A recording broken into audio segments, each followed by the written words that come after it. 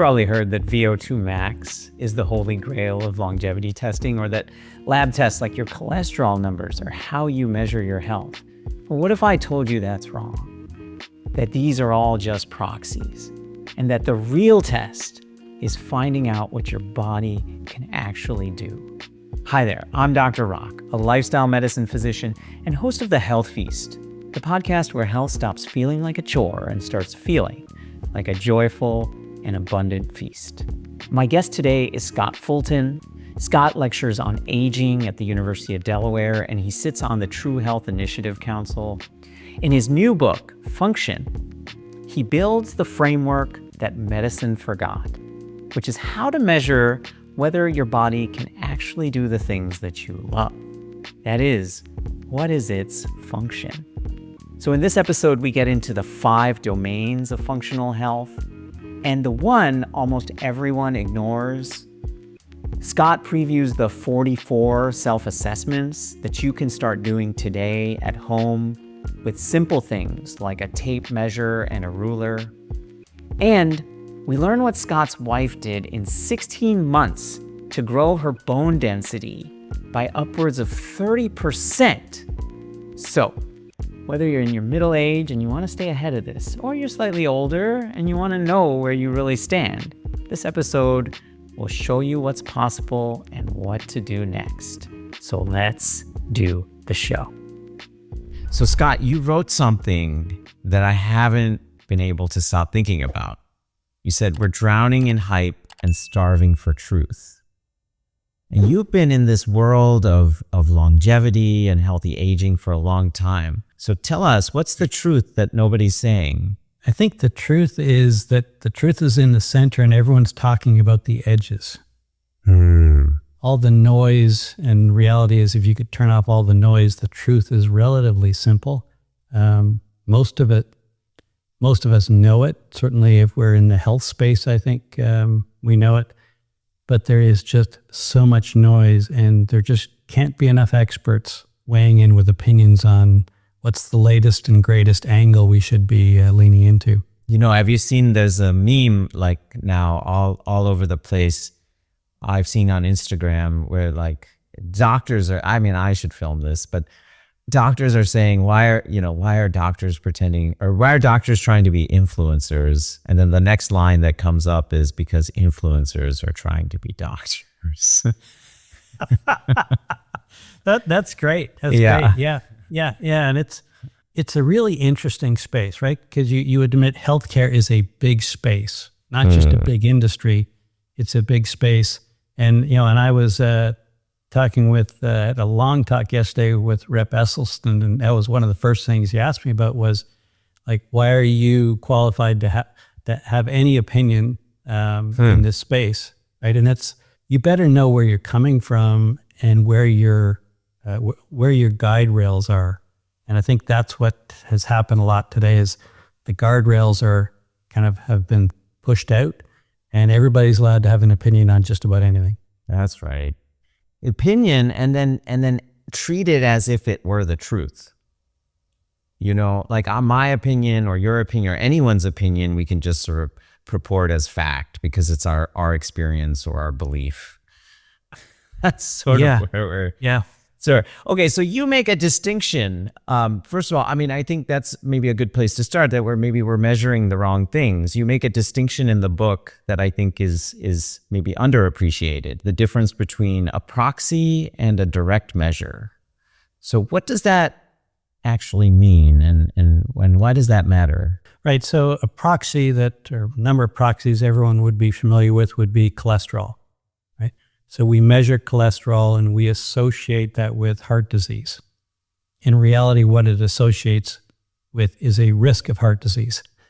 High cholesterol in and of itself does not characterize or certainly diagnose heart disease.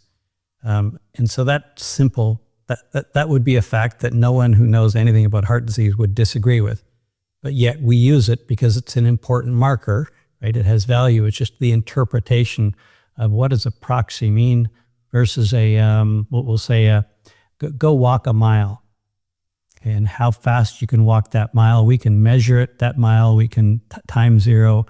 16 minutes, whatever that is, that's factual. We've actually measured something. It's direct. It says you walk at this pace for this period or over this distance. Those two things are, I think the popular phrase we hear people talk about is well, that's associated with something, but it's not necessarily causal, right? And I think, and that's valid, right? We need to keep that in mind, and proxies tend to be more associative. And root cause is, and that's my world from engineering, root cause is layers, right? There's a root cause of something, and then you can go and, well, what's the root cause of that? You can keep going into layers. So we like to think, or people like to think, root cause is one thing. Now, the reality is it depends on how deep you want to go. Do you want to go right down to the molecular level and talk about what's happening there? Or is it someplace in between what you're measuring and that level? But I'm kind of getting people probably confused with it, but I'm reminded of a number of years ago, part of my work was with as an expert witness. Great training for me that I didn't realize I would be using in today's world of, you better be sure about your evidence, because on the other side of the table were people like MIT professors who were purporting opinions. I was the guy bringing the data, and I never lost, because data always wins over opinions. It wasn't me. It was we went to the trouble to measure the data versus opinions on things, which tends to be filled with lots of exceptions and interpretations.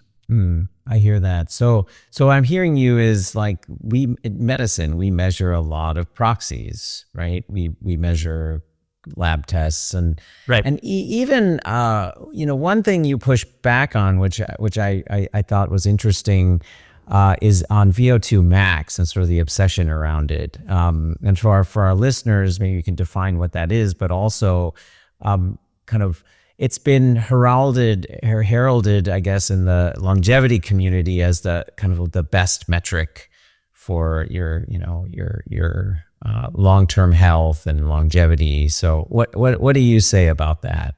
Right. So to qualify it, I get a lab VO2 max done almost every year. I've done it for many years. So the things I'm going to talk about, again, are coming from experience and knowledge. But I've gone to so much trouble, and I've made a point of interviewing people who are experts in it, who have been doing it since its earliest days almost, to understand what it is and what it isn't. And so it's kind of like, I'll relate it to one way to say, well, what's the best food to eat? Well, right, there are some great foods, but there is no one best food. And if anybody's purporting that, whether it's one thinks it's legumes and the other thinks it's blueberries, they're both great foods. That's not the discussion to be having around which one is better.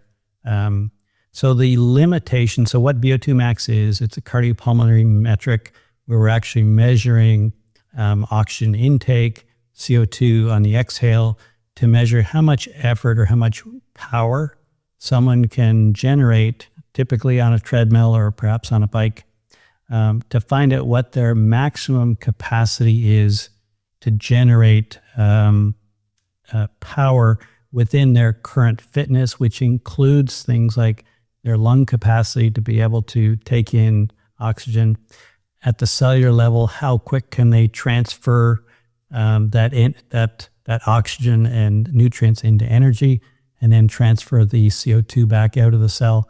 Many other things involved in it. What's your heart capacity? How much can you actually pump on every stroke? How many strokes per minute can you actually beat? A fit heart tends to beat or has a higher maximum. Lots of things go into it. But ultimately, when we think about functional performance, which is really how all of us measure health span, it falls into 2 of 5 domains of health span. It lands in power and strength and in cardiovascular. That's really all that makes it unique. Most fall into 1. It happens to cover 2, but it is by no means a complete measure. It's better than some other things, but in and of itself, it's sure not the end all be all. Yeah. Okay. I think we're gonna get to those domains, and I think you're getting at maybe something bigger that most people aren't afraid overtly, like just afraid of their cholesterol number. They're afraid of something else. They're afraid of what happens as a result of that. But more to the point, I think they're afraid of when they can't get up off the floor anymore, when they can't take care of themselves. There's a fear underneath these health conversations as people get older. And yet nothing in conventional medicine seemingly is actually built to proactively address this. And I think that's where your work is coming from. So let's start there. Maybe what are we missing, and how are you answering that? Well, let me just go back. And you said seemingly? Yeah. No, we can be absolute on this. Nothing in medicine is designed to measure your functional health span. And you and I and all your listeners measure health span by the things that we're able to do. Right? Medicine measures disease risk and manages disease risk, and it does a great job at it. And thank goodness we have that. But it's disease focused. You and I are focused on the ability to do the things. And so it is really clear. And I mean, it's shocking to think that we haven't been doing that in medicine, but that is, at its heart, medicine is a response to a disease state, right? Or some injury state. That's that's really the purpose of medicine. It's always been there. We want more out of it, obviously, and we all get that. But at its core, that's where medicine comes from, and that's why it's so hard to move it off, because that's the overriding priority. Yeah. You didn't come from, to this as a clinician. You came from an engineering and a systems research and a failure mode analysis background. So what did that background let you see that maybe clinicians haven't been able to see? I think, and the other thing is I come at it I have done a lot of things over my career, and I won't try to drag you through them all, but that has ended up allowing me to have a pretty broad view in terms of an inside view. Like I'll say, even in your food space, the organic food, well, I also managed a pesticide plant for one of the major pesticide companies. So I've lived in both sides of that to understand both sides of it. So I think that's helpful. But the other is, I think because I didn't grow up within the medical world, I didn't develop with the constraints that come with those viewpoints that doctors would. Yeah, you weren't indoctrinated into our biases that we get from our training. And I have conversations with young doctors, and I kind of smile and say, wow, okay, well, you've got a lot of learning ahead of you that medicine didn't teach you yet. So, and the other is, I think because I've done so much in so many areas of research, and my main theme through all of that has been a lot of measurement.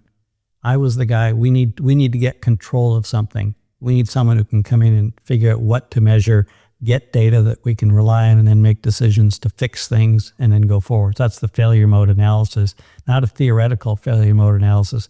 Now go figure out and measure what went wrong, and then measure it once we fixed it. So I think I come with, I dare say, a more objective viewpoint rather than coming with an opinion that I'm interested in defending whatever opinion that I put out there that now I'm going to have to defend for the next 20 years. And I see some people get stuck in that space. I'm interested really just, what is the data trying to say that everyone's either busy spinning or they're just overlooking? Yeah. And so, you give this chemical plant analogy, right? Each system is not siloed, right? That when one thing breaks down, it has this reverberation, and there's always sort of when you're doing a systems analysis, you're looking for what went wrong, what failed, and what's the weakest link. Am I understanding that correctly? Right. It's the whole idea of it's a very dynamic system. We can think about dominoes, but not in a singular line. If you see those crazy dominoes where one domino falls and suddenly there's three more trails happen and then they branch off into other things. That's what happens in the real world in large operating environments. And it's very similar to what happens in the body. We think about, it could go as extreme as if you cut off oxygen supply to the body. Well, there's not just one thing happens when you deny it oxygen. There are a whole series of things that happen in the body at relative stages as we lose oxygen. So you use a phrase, Scott, in the book, fitness. I want to talk about this because it generated a lot of conversation in my house yesterday. Fitness can coexist with fragility. Function cannot. Yeah. Right. First, let me throw it back at you. So what happened? I'm curious to hear what your conversation was. Well, I was sharing about how I'm meeting with you, and I was preparing notes, and then I mentioned this quote to my wife, and first my wife said, she pointed to my dog, who is like middle-aged, and she said, he is not fit and not fragile. He's like this big, a little overweight, husky German Shepherd mix. Anyway, but then I said, no, but he's like young, relatively speaking. Like this doesn't matter until, so we started graphing it, and it was like, this starts to matter at a certain age. And I want you to maybe comment on that. She had one other critique, but first I want to hear your comment. So maybe one of the examples to use is a runner, kind of a popular activity. Oh, she's a runner, actually. So this is a great. Okay. Example. Then I hope she doesn't take exception or take aim at me. So within the running space, we can see people have very high VO2 max because they train their cardiovascular and their strength to some lower body strength. But the way they train, they run a lot in straight lines. They run on hard surfaces.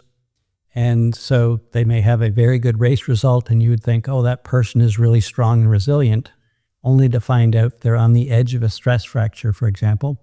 Or go ask that same person to now go run a rocky trail that's hilly and undulated, and suddenly they don't have the mobility to move anything near what's required to be able to navigate that space. So that would be an example of mobility is really not what we imagine it to be if all we do is train in straight lines. Cyclists would be the same thing. You're locked on the pedals and really not very mobile. So as you're saying this, I'll tell you, my wife is a runner. Now her training and running and everything is very different. But several years ago, she was doing a lot of road running, I think, and she picked up soccer in her 40s, and she tore her ACL. And I'm just, I'm thinking of like, now she strength trains, for example. She never really focused on that before. She learned a lot in rehab of that, but I think that's actually getting at your point, which is like even someone who's younger may have these blind spots. Yeah, it's unless we're really consciously aware of where blind spots occur, and we intentionally seek to measure what they are, it's inevitable we're blind because, again, no one's really given us any information to even know how to assess most of them unless you happen to work as a physiotherapist. They're about the only ones who get the training on functional aspects to know what to even look for, and then what does that mean when you get a number. The other thing I'll ask you just to comment on, and now I'm curious what your thought is. My wife pushed back a little bit on the use of the word fragility. And she's actually a nephrologist. And she said, so the culture of medicine is now moving towards getting away from words that sort of implicate the deficit in the patient. But I know you're using that word, you're using that word intentionally. And so I thought I'd love to give you a chance to respond. Right. So I would use it in the context of functional fragility, right? And so fragile as in on the edge of something going wrong. And so if we think about, and again, I'm in the context of aging, and what I'm really focused on is that hard outcome, which is health span, which is the day you can no longer continue to do the things that you always enjoyed doing. That's a hard endpoint that we don't talk about much in society, and we don't know how to measure. And so that's what I'm talking about, is we're getting close to that. That's really the fragile point of people are if they're fragile, they're closer to that point than they probably realize. Yeah, well, and I actually just heard you say something that I think's important, maybe an important way to frame it, which is the person isn't fragile, but one of those domains is fragile. Like, that can lead to a person having then increased risk of something bad happening, certainly. But you could think of it like that, maybe, is that those domains are on the edge of failing or collapsing. Right. It's, it's really or we could also think about it, the fragility of your lifestyle, of all the things you've been doing, that gets taken away from you, right? So how do you associate or dissociate those two things? It's not a question of the person being weak. It's more a question of really what's our awareness of it, so that we can measure it, detect it early, and then tap into or build resilience in, or build reserve in. That's really the kind of the opposite of fragility. We're building reserve in, which most would think of as resilience. That's right. So maybe you can take us through, what are these domains? Right. So the first two I alluded to when we talked about VO2 max. So that's the strength and power, which is essentially mainly lower body focused, typically. And then the power would be the ability to do something or exert a force over a period of time. So a single deadlift, for example, is more an indication of peak power. We're more interested in what can you do over a more extended period. And then in cardiovascular, it's obviously cardiovascular fitness, but also we measure that simply by what's the recovery rate, how fast does your heart rate come down from doing a flight of stairs or mile run, whatever it might be. Mobility and balance are the third one. Again, I alluded to that with running. The balance piece is something that is a very common blind spot, because one is people don't think to do it. And even if they did, they have no context to know what's good or bad balance. If I can put my socks on in the morning and stand on one leg to get my foot in my pants, I guess that's good enough. The other would be flexibility and structure.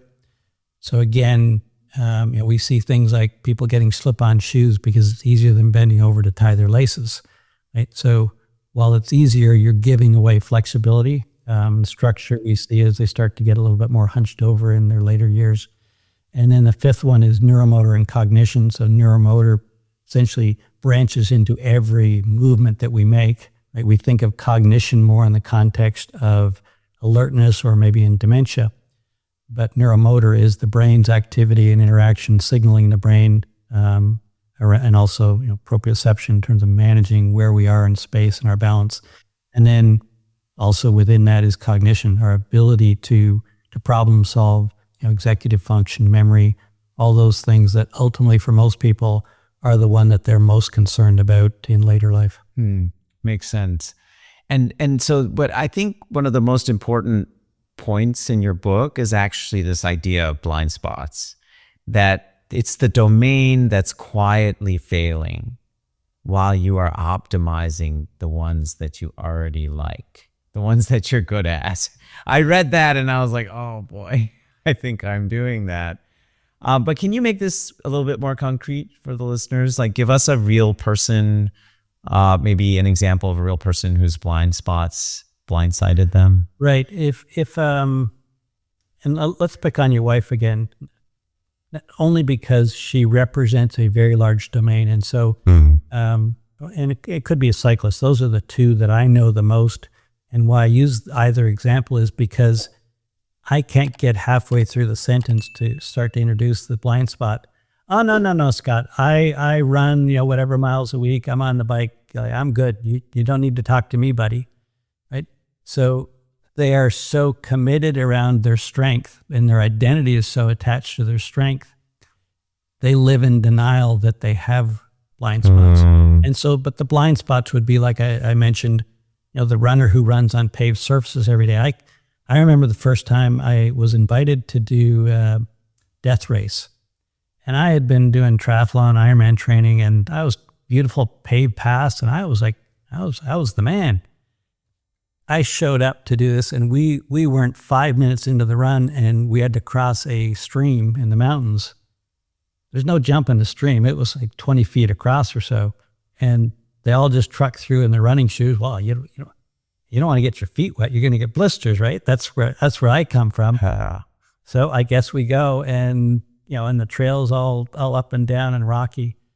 And so it was apparent to me that I was nowhere near as resilient as I thought I was. Cardiovascularly I was, but in terms of mobility and agility, I'm clearly not where I was. That is really common because we get hyper-focused even within running. You'll get some who, I'm a 5K specialist, I'm a 10K, I like doing marathon, I like doing ultra. We tend to even get more and more specialized versus getting more diverse, which as we get older, that becomes more important. If you're 16 and you're on track to be an Olympic athlete, sure, you're going to hyper-focus, or you're on track to be a professional athlete. I get it. But let's face it, after 30, what should we be focused on? Great to have those things. And I don't mean that they're not worthy endeavors. I love doing them. It's that we also need to look for these other things that are going to help us. And I'll flip it over and say, the one blind spot almost everybody has is their cognition. We don't have any way to measure. And my students will ask me, Scott, how can I get some measurement of where I am? These not in their 40s typically. By the time they get into the 50s and 60s, this becomes a real question for them, because if they've been touched by dementia, or they have some reason to think that they're going to have cognitive issues or Parkinson's or something, they generally want to find out earlier. One is because they want time to prepare. They want to figure out, what can I do? Because they know early intervention is helpful. So what blind spot it is doesn't matter, but I kind of view all of this, it's like precision medicine. Right? Your blind spot is your blind spot, and it's yours alone. So anything you're doing can't be the general recommendation of, you're over 65, you should be doing strength training. Yeah. Probably, maybe. But is that really your blind spot? Maybe, maybe not. Requires some precision measurement and investigation of you to understand that. Yeah, which maybe we can get into that. So all of this is fascinating, and you sort of take a step back and you're like, whoa, okay, maybe I do have some blind spots. Maybe I am doing one activity that I really love, but I don't work on my balance, or I don't work on my mobility, but before we can even work on those things, I think you said it earlier, there needs to be an awareness of where we are now, correct? Right. Yes. Talk about that. I was in a conversation with my brother-in-law, is a well-known pathologist, and he offered that comment up, totally unaware of my book that was coming out in a month. And he said, Scott, he said, one of the biggest problems is people have no idea where they are. They have this illusion of who they are, or what they think their health is, but most haven't got a clue. And that's and he's talking about a disease state. He's not even talking about functional health. And so, depending on how you look at it, if you're someone who looks at biomarkers and you understand what they are, then clearly you're going to be well ahead of the game versus someone who doesn't even get that. But on the functional side of it, do I judge my functional ability based on my race performance? In a 10K run, I could. It's worthwhile. My VO2 is something, okay, that's a metric that some people use. But in terms of a look at it that's at all comprehensive, most of us really have very little idea. We're just comparing ourselves to the Joneses. They're subjective tests. I'm doing as well or better than the people in my circle. And I guess that's good enough. Wow. As I was reading your book, I realized that I actually got kind of lucky. I started working out in my mid 30s, and I kind of found this small gym near my house. And when I went there, they said, we focus on functional fitness. You've heard that term, functional fitness? Sure. Yeah. So I mean, I think that's getting at this. So anyway, to say is we did full body strength training, but we also they would always end with mobility work and stretching and balance exercises. Like they had us stand on a board like that was wobbly, and we would have to bounce a ball, and we'll talk about some of those things. But at the time, I didn't know any of this, really, these domains. I just thought it was interesting. But it stayed with me such that, like, even I don't go to that gym anymore, but I always make it a point, like I incorporate yoga in my routine. So when I was reading your book, I was like, oh, this is like, and there are even still blind spots for me. So I think to delineate all the different domains and then the ways in which you can assess them. So how it can be a little overwhelming, I will say. Somebody picks up this book or just like, wow, there's so many things I can check. And like, what is your user guide, like easy user guide, like functional self-assessment for dummies? Yeah. So, and that's why I kind of, so the book, I really made it as a matrix, 5 domains, 3 tiers. And in general, each tier includes some more challenging exercises because I wanted to make it, number one was I wanted to make this successful for everybody. I'm not really particularly worried about the high athletic person. It's really the person who says, I want to do better. I just don't know what to do or where to start. That's really who I prepared it for. But at the same time, I got some things in there that anyone will find very challenging to get 90th percentile.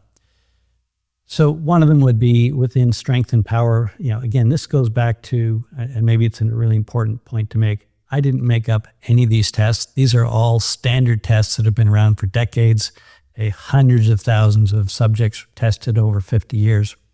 All I did was curate the data within that space. And so one of them we would look at for strength and power, again, that any physiotherapist would do as an intake assessment, would be a 30-second chair stand. Sitting in a chair, standing up, sitting down, without using your hands. I'll mention that and I'll pause. Getting up out of a chair without using your hands is not something people do. They tend to use their hands. So without your hands, how many times can you do that in 30 seconds? So we know what that number looks like. And so I'm 66 years old. I'm a male. So I should be able to do that if I want to be 75th percentile, which I say is the right target. I should be able to do that at least 18 times in 30 seconds. For a woman, it would be 16 times. A little bit lower strength. That's your strength. I was going to say that's like your strength domain. But it's also balanced to some degree, right? Well, right. That's why I say all of these or many of these have multiple. I think of this 44 available in the book, 10 of them have a balance component to them as the secondary component. So so that's partly why you're not using your hands. Essentially, you're also coaxing your balance and getting more out of it. You can do like just standing up or walking or stepping up and down off stairs is another one, like just literally up and down one stair. You can climb a flight of stairs and measure the time to do that. Push-ups, those are kind of familiar ones within the strength and power. Cardiovascular, again, depending on where you are, you can do a treadmill test, you can do a 6-minute walk test. The one I like best is the 1 mile, called the Rockport 1 mile test, because that's got enough time to it. For most people, that's going to be something on the order of 15 minutes. That's how fast you can walk a mile, basically. How fast can you walk a flat mile on paved surface? Add hills and do it on a rocky path, and you're not going to get a number that's at least built on what the data was in the tests. So that's a good one for cardiovascular strength. And then mobility and balance, single leg stand is one I think most people are familiar with. How long can you stand on one leg? That test goes up to 45 seconds as a maximum. So regardless of your age, if you can do 45 seconds, you're good. And that's without hopping around, without the free leg touching the other one. Flexibility and structure, one of them there is just bending over to reach the floor. How close can you come to reaching your toes? And so we've got a measure of how close that is, again, without bending your knees to get there. And then in neuromotor being the 5th one, that's the one people get excited about. And I do this with my classes because we're now starting to get into the fun things. So one of them would be reaction time. So a ruler drop, where somebody holds a ruler for you, doesn't tell you when they're going to let go, and does that one. That's pure reaction time. There's a number of things that we can do which are more in the dual task, where we're putting a cognitive load on top of something as simple as walking, and seeing how those two fight for cognitive space in the brain. And those get to be really the fun games, and that for people is ultimately where I've been trying to lead them through the whole book, because that's the part, but you need the base to be able to really get the most out of those.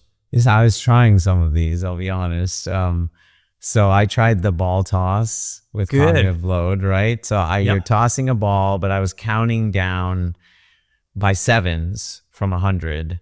Yep. And I got to, 60 something. I don't even remember, but like it became increasingly hard. Like my head was not having an easy time doing the math. And then at some point the ball went, but I noticed the more I did it, the easier it got. I mean, I guess I was remembering the numbers partly, but just that you can, the point here is also you can train these things. That's the whole idea. You're not just measuring for the sake of measuring. Like there's actually actionable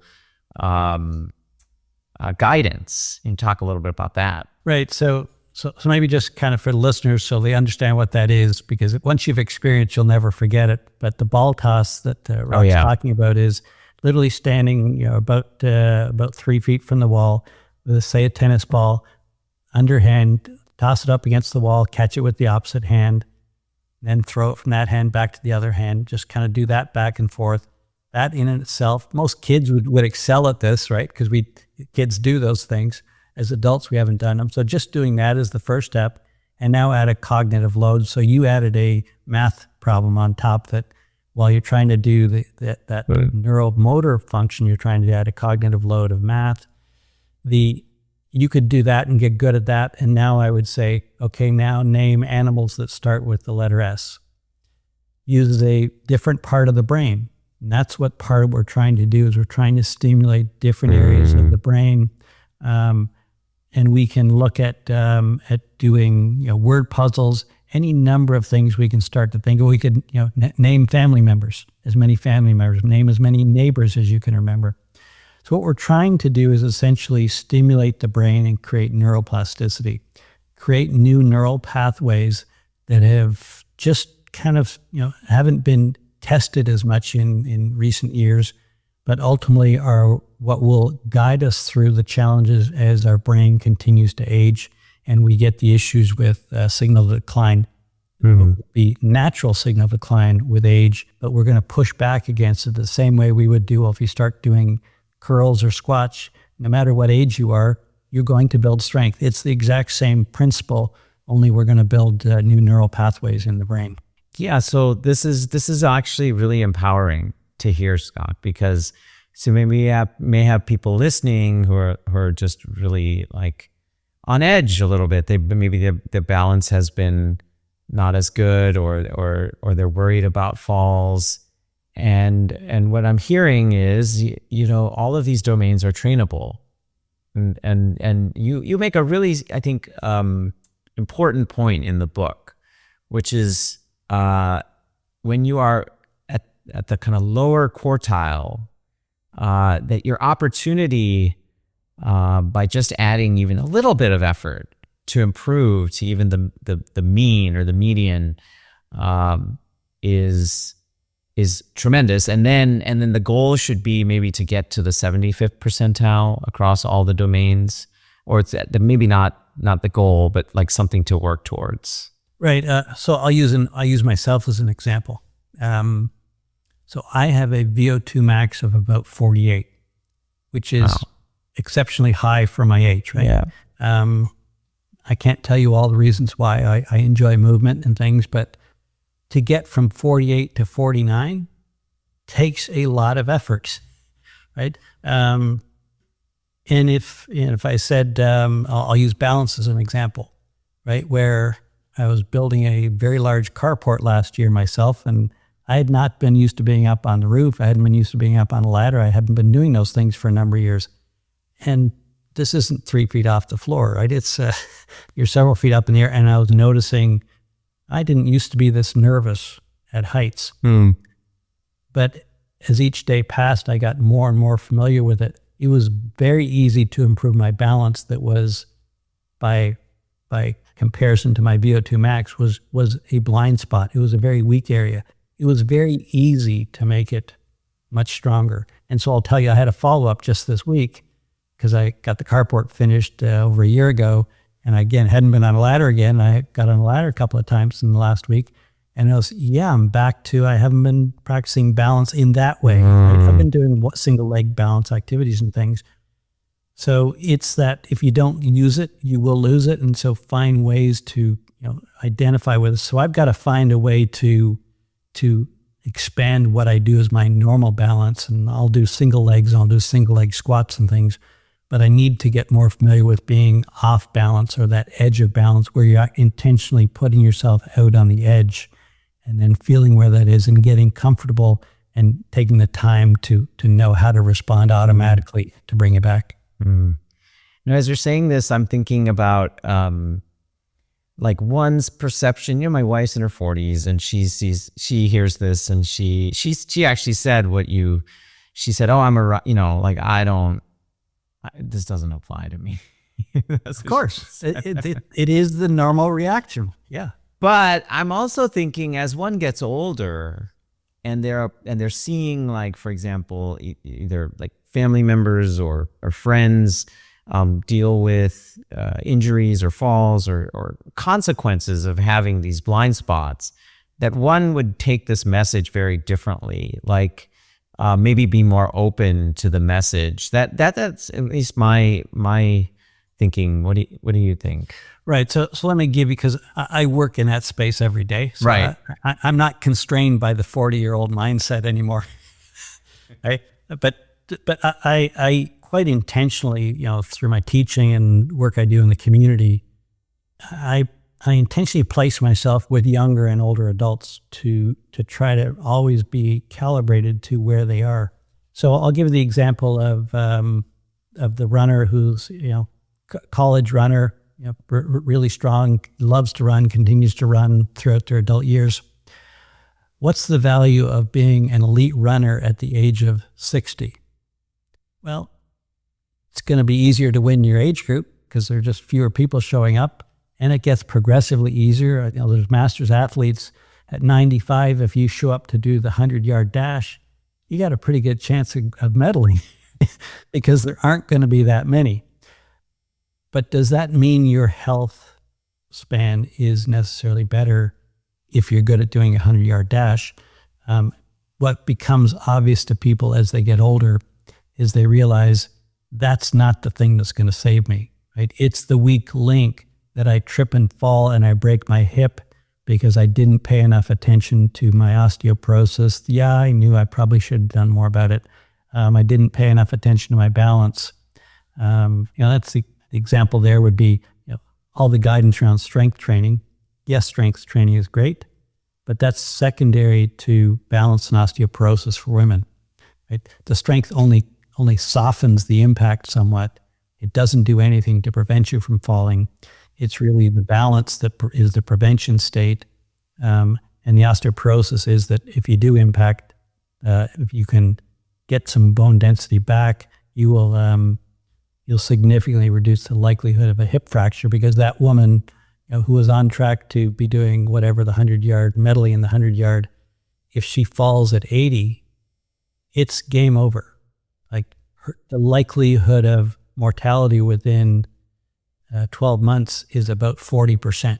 She will probably do better than average, but it's still high because she will lose the mobility and the ability to do a number of things that she just took for granted. And I think that's the hard part in midlife, because we're so used to being able to do the things we take for granted.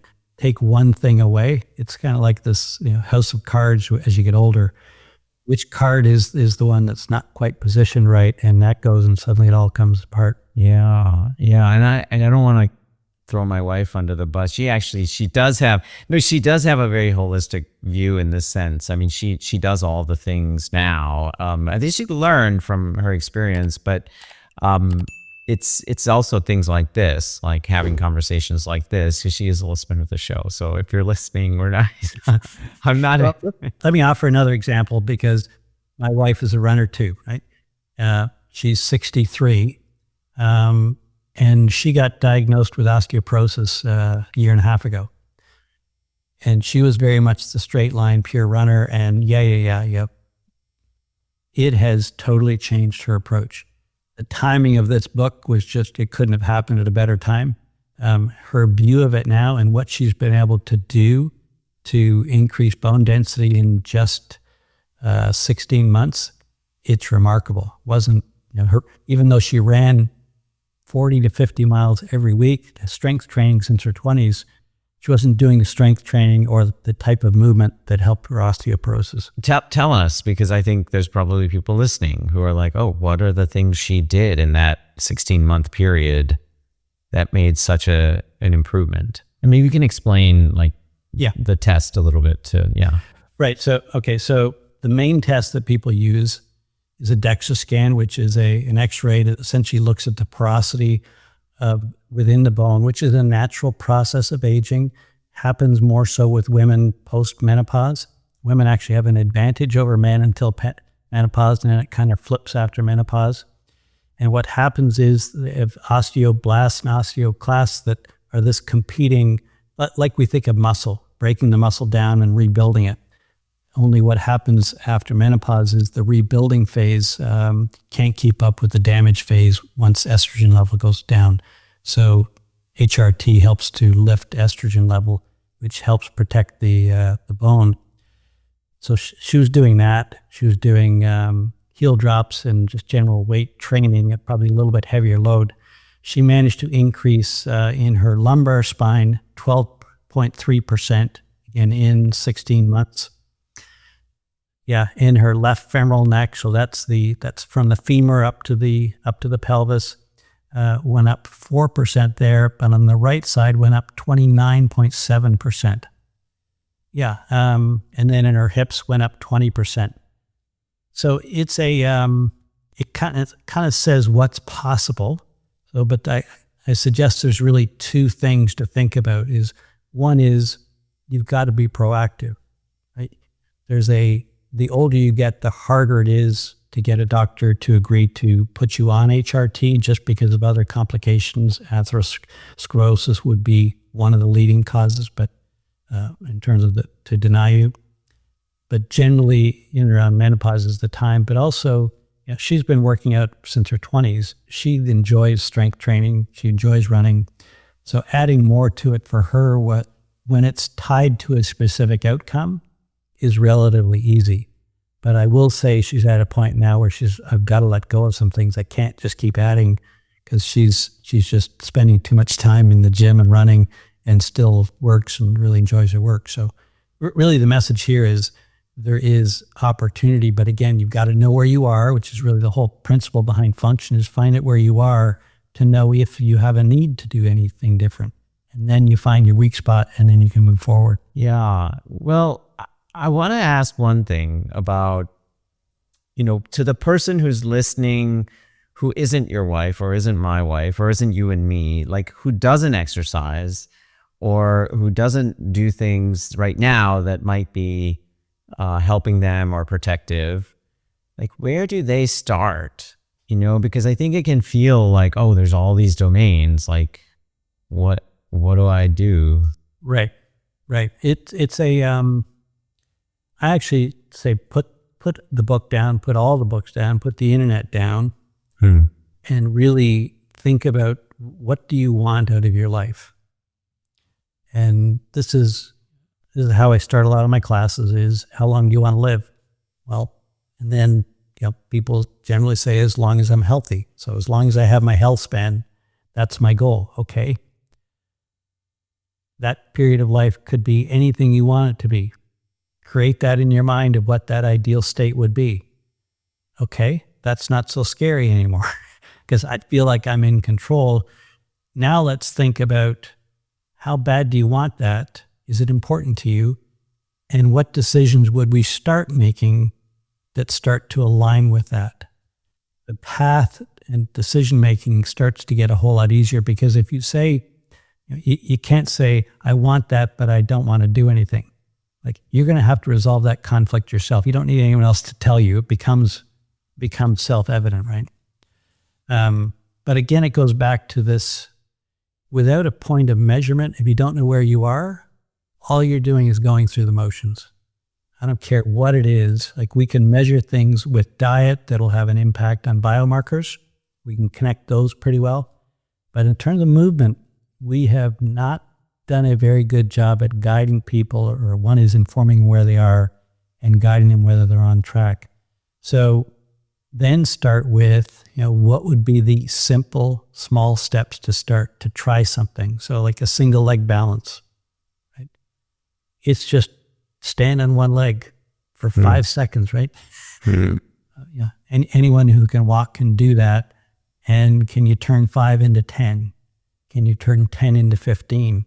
Those are wins that you're on the right trajectory already. Wow. Yeah, I hear that. And I think what's great about your book is, and we didn't really get into a lot of the specific tests, but you actually go through all these level 1, level 2, level 3 tests. Now, most of them, especially all the level 1 tests and most level 2 tests, most of them can be done at home by yourself. Like, these are not like fancy tests that you have to, occasionally there is, like, you could go to the lab and measure your VO2 max. I also do that annually just because I like to see where I'm at with that. But you don't have to. There are measurements that are, that get pretty good assessment or estimate of it that you can do at home based on, just like you said, your walking speed or other types of running and walking. So that's to tell people out there, if this is something you want to learn more about and want to maybe assess in yourself, that this is a really good how-to guide. I think that's why you made this, right? Was that? Yeah, I wanted to make it an easy read for people to understand some of the core elements to it, that ultimately give them something they can use. There's 44 self-assessments you can do. The lab VO2 is the 45th. 44 you can do if you have a tape measure or a ruler. You have a timer. You can measure where you are. You've got most of what you need already. But the idea would be to give you options. You don't need to do all 44. That's not the intent. It's to give you options in different prices, and you don't have to start with tier 1 if you don't want. It's like something in tier 3. Like, you want to start with the ball toss, go for it. It's any way you want to approach it will work. I think that the 4, I'm thinking of our conversation, you mentioned walking speed, you mentioned sit to stand, you mentioned single leg balance. We talked about ball toss with cognitive load. I think those are all very accessible. They're all, very easy to do. You get, you can get the instructions either from the book, or you can even look those things up online, and they're all free. That's what I love about all these assessments. It's not, you look in the longevity space, and there's so many testing, you can get all this test, and they're all proxies. They're all big panels of proxy tests. But here you say, no, actually what can assess our functional status, which is what at the end of the day people really care about, Scott. That's what I'm also getting from you in your book, is like, what start with what is it that I want to experience in this life, because function gives us that. Function gives us the life that we want to live. It's not just the numbers and where I am percentile wise. It's actually the experience that I'm having and the experiences I'm having in my life. So I think that's a really important, powerful reminder. Yeah. And for most people, there's 5 domains in there. For most people, 4 of them are going to be pretty good. If you're the kind of person that's interested already, it says you're probably going to be in reasonable shape. It's probably only one. It's like that low-hanging fruit that you've been ignoring, but you'll suddenly find a motivation to do it because you realize, oh, that's all I need to work on? That's actually pretty easy, and you'll feel much more empowered. That's what I think people have found with this, is way more empowered. The other thing I'll tell you that's happened is I have been inundated with requests from doctors, with senior community groups to say, can you give me a package that I can be able to give to my community. So for physicians, for example, where yes, we know about the sit to stand and we know about, the single leg balance, but the problem is they do so little, there isn't enough information there to do much with, versus this book gives essentially the patient the power to go do it on their own. Yes. And they can come back with a suite of information. Now the doctor can look at it, and this is all reimbursable. The codes are already there to do it. Like in lifestyle medicine, why we haven't been doing this, and we've been working to get so hard to get reimbursements in other areas. It takes very little time when the patient is actually engaged and empowered in it. Seniors communities are the same. They realize they've been kind of doing it, but they realize this is a far more comprehensive look at, or what I say is a portfolio view, more like an investment. Wow, that's really fascinating. It's such a cool idea and a different way of looking. I love that so many physicians are reaching out to you. It's a different, more relevant way of looking at our health and how it implicates in our life. Okay, Scott, I want to ask you a couple more questions. I end our conversations with these. One, so I forgot to mention, our listeners, Scott was on our show. I think that was a couple of years ago now. I can't remember. Thereabouts, yeah. Yeah, a couple of years ago, when you have another book called Wealth Span, which is also a fascinating read. We'll put a link to that episode as well. We got to discuss that. But so I don't recall what you said for this first question, which is you're coming to our health feast. What's the life philosophy, words to live by that Scott Fulton is bringing to the health feast? I think it's this statement, which is really how I've closed all my message. I've been doing a lot of YouTube shows on each one of the tests in here. Is this idea of know your health span? For a measurement guy who's been measuring a lot of things, I was unaware of that I could measure my health span. And it is just so empowering to do that. And I've experienced it, and I've had others do it. And it has changed how I view aging. I feel much more empowered now that I can approach it with some credible data behind it, as opposed to just doing the right things and trust me, it'll all work out. Yeah, it's not, there's always an element of luck, but knowing, to me, is really empowering.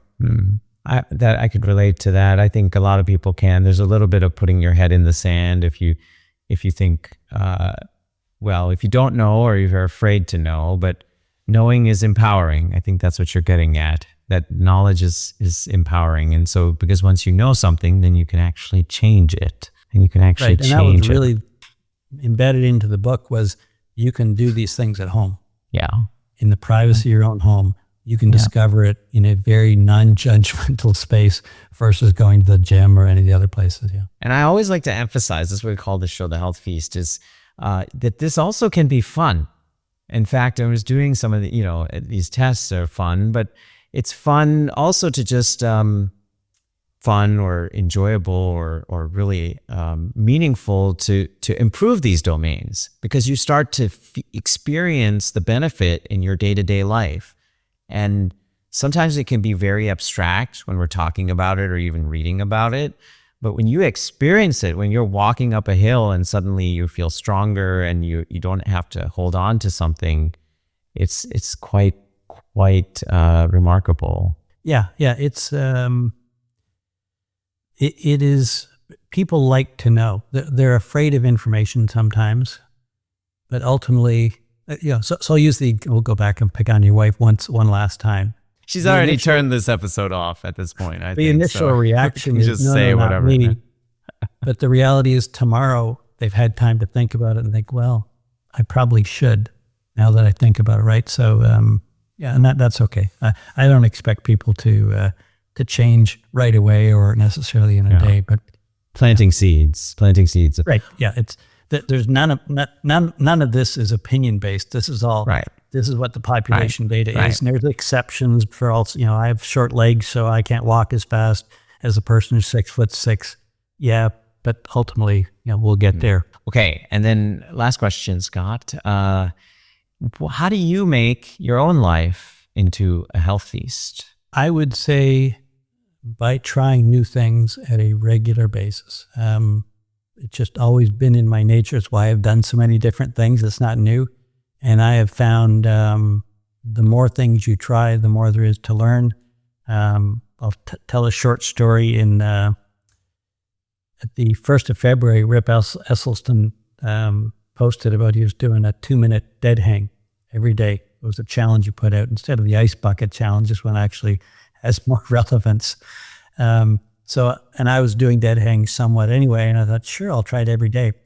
And the idea was you don't have to do 2 minutes all at once. Whether it's 15, 20 seconds, the point is get to 2 minutes in total. And what I learned through that was, I thought, a really good reminder and a learning. We focus so much on strength training as this, you need 3 days a week, and then you need 2 rest days in between. So when you do something like that every day, you're breaking that rule every day. But what came out of it was I developed the habit of doing dead hangs, and I enjoyed it because I did it so frequently. It wasn't necessarily the best way to get the longest dead hang, but it was clearly the best way to get that habit ingrained into my life and to be familiar with it. And I'm really grateful for having kind of flipped it. And we forget about all our conversation around optimizing. Goes back to what you asked. How do you get started? Do a little bit every day is far better than worrying about what optimum is. A little bit every day is really going to help. So trying something new, a little bit at a time every day, is ultimately, I think, really helpful. Yeah. So I'm hearing you have to plan for sustainability over optimization, especially when you're starting. Yeah. Especially when you're starting. Yeah. That's great advice. That's great advice. And plan to fail. Yeah. That's our best learning. I can tell you from a lot of years of research, we read about it, but you learn far more from failure than you do from success. That's right. In my house, we say fail stands for first attempt in learning. Yeah. Very good. Very good. Okay, Scott. So this is wonderful. Really, I learned so much, first of all, reading your book, but then just having you on. Thank you for doing this, because people, a lot of people need this. I wanted to have you on because I want more people to learn about this. I think this is really important as people get older. I'm going home tomorrow, actually, to visit my parents with my family. I'm going to bring the book with me to share with them. My father's in his 80s and my mother's in her mid-70s, late 70s. So it's definitely... Yeah, a lot of people have told me that they've got a copy for their parents, right? Yeah. Because that's because they can see the connection, right, between where they are and their parents are. Yes. So if people want to find more, you can buy the book on Amazon. We'll put the link, of course, and you have a website for the book. We'll put, but if they want to find you on social media, I know you're pretty active on LinkedIn. Yeah, and say I've started to do it. Actually, it exploded almost overnight as soon as I started to put it on YouTube. So yeah, the YouTube channel for WealthSpan has suddenly just taken off. Oh, wonderful! In the last 3 weeks since I put the first video up on it, so it's a great place to learn. And clearly, cool. It's connecting with people. Okay, we will link to that as well. So Scott, thank you so much for your time. Let's do a fist bump to the camera. All right. And to all our listeners, thank you so much. If you listen to the end, then you obviously love the episode. Please give us a review, 5 out of 5. Share the episode. That's how you can support the podcast. Until next time, live well and rock on, everybody.